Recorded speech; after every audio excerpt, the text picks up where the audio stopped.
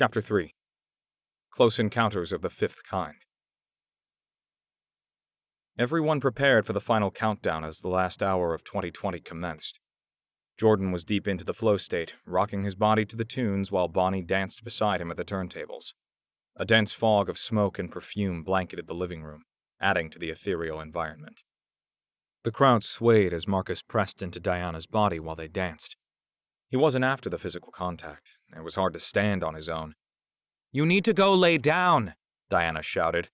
"I'm not even drunk," Marcus murmured. Eyes cracked. Diana scrunched her brow and leaned back, causing Marcus to slump onto his knees before laying on his belly. Despite her firm mental resolution, Diana's thinner frame couldn't lift him. She scanned the crowd but didn't see a familiar face, so leaving Marcus to find Anthony was the next best option. As she turned to execute her plan, the girl from the back porch appeared. "Looks like he's had a fun night," she shouted at Diana with a devilish smile. "Too bad, assuming you had plans to ring in the new year.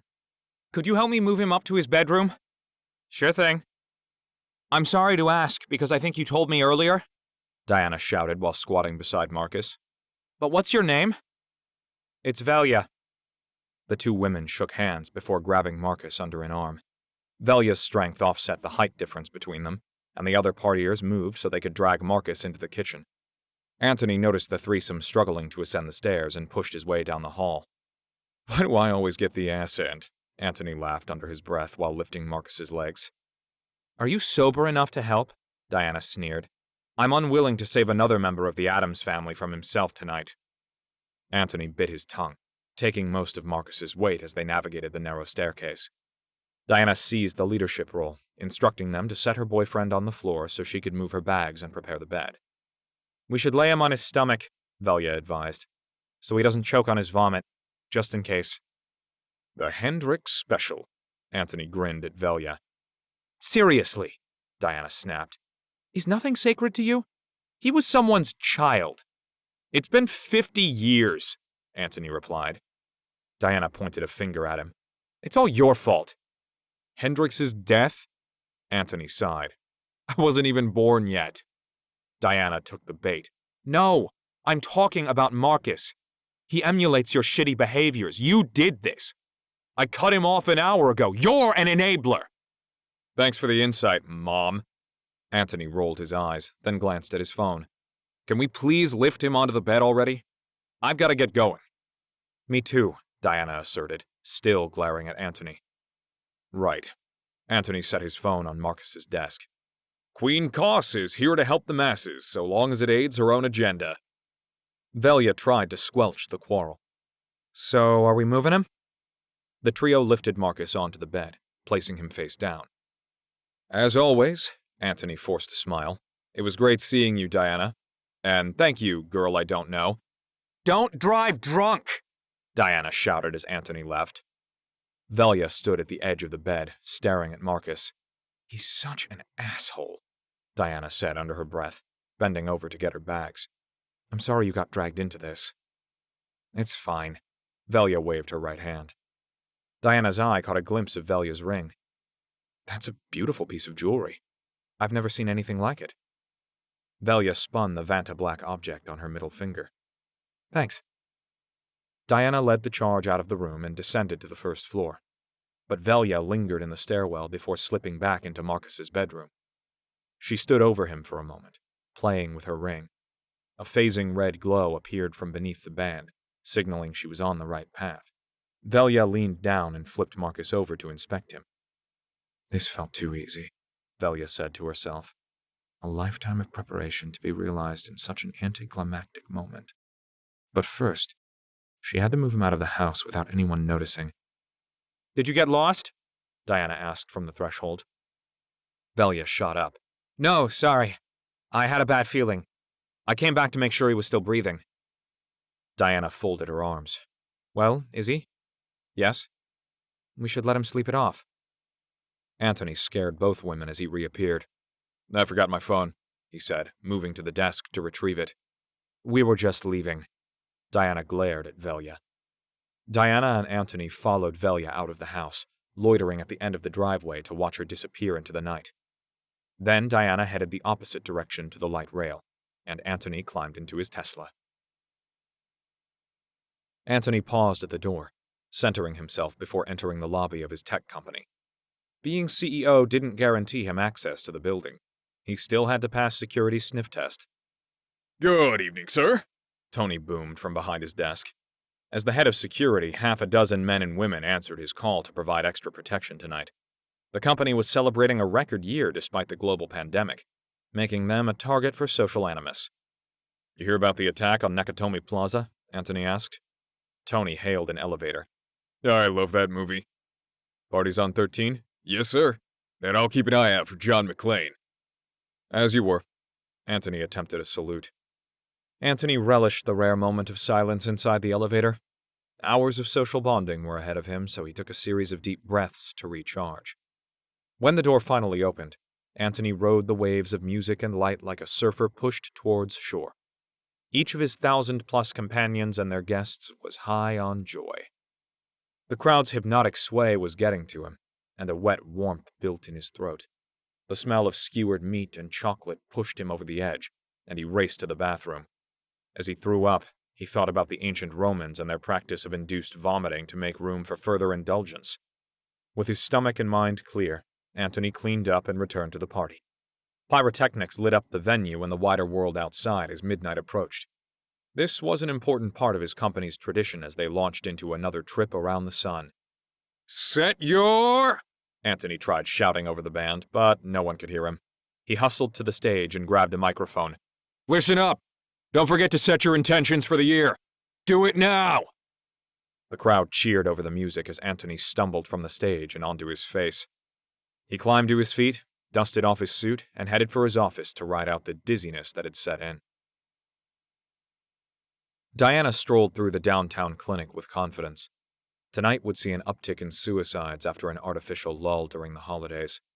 It had taken a few years to climb within this nonprofit organization, but now instead of talking people down from the ledge directly, she inspired her team to do so at scale.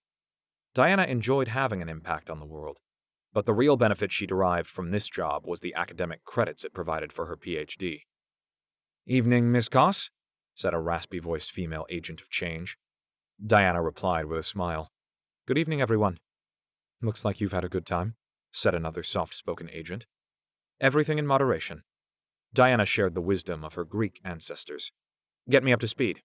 "The lines are crazy busy right now," the raspy agent explained. "Every time we clear a call, one more replaces it in our queue." Diana inspected the dashboards on large screens at the front of their command center. She'd been here for the last 2 New Years, but tonight's volume had no historical parallel. "What's happening?" asked the team's sole male agent. "I'm not sure, but let's focus all our energy on the job," Diana demanded. "We'll assess the causes after we've navigated the crisis. Remember, we're the change the world needs now." Diana had dreamed about being a dancer as a child, but moving fluidly across the clinic floor was the closest she'd get in this life. Still, she felt alive fighting through this challenge. They had one objective: clear the clogged communication channels. Jordan was a sucker for tradition and put a remix of Ode to Joy on repeat before touring the party to soak up the adoration of his friends and fans. He was on a mission to find Marcus. Another tradition was wishing each other a happy birthday before downing shots at midnight. Despite being much shorter than Marcus, Jordan had a tolerance to alcohol that could best a team of Japanese businessmen. After searching the dance floor, he went outside, but Marcus was still MIA. Jordan looked toward the south. The mysterious blue object now rivaled the moon in size. He rubbed his eyes and stared at the sky. He'd mixed multiple mind-altering substances to create his current euphoria, but this didn't feel like a hallucination. Unbridled dread pierced his skin like a million little needles. This was real. Monica lost interest in her novel and flipped on the television built into the library's bookshelves. She surfed through the options until one film jumped out at her: Starship Troopers. As a cloistered young girl of a devout Mormon family, she'd idolized Denise Richards as a beautiful brunette that could keep up with the wildest of boys. Captain Carmen Ibanez had a better love triangle than the book she'd set down. Monica was so engrossed in the film that she missed the clock striking 0. Overhead, an array of LED stars covered the vaulted ceiling. The smell of roasting wood from her fireplace and burnt sage filled the room. She didn't like being alone on New Year's Day, but this was her safe place. When the story moved away from Captain Carmen's arc, Monica muted the TV and plucked a pile of tarot cards off the coffee table. She needed to know what the future held. Monica tapped the stack 3 times before dividing it into a trio of equal-sized piles. She shuffled the deck before spreading the cards out across the table. She sat, waiting for a sign. Guided by intuition, she chose 5 cards, turning them over one at a time. The 10 of Pentacles was a sign of wealth, and the 6 of Wands of power. Next was the Lovers, which was inverted and preceded the Tower. So far the combination concerned her, but the final card was the gut puncher. The Hermit. Monica was trying to make sense of what fate was saying, when something moved in her peripheral vision. "Oh God!" Monica scrambled across the room to retrieve a Glock pistol mounted underneath the large redwood desk. "What are you doing in here?" The red-headed invader stood calmly, inspecting the tarot cards without offering a reply. Monica pointed the gun at the woman. "Don't move. I will literally blow your fucking face off, do you understand?" The woman said nothing as she slowly looked up. Monica dug for her phone. "How did you get in here?" "We have security guards. And alarms."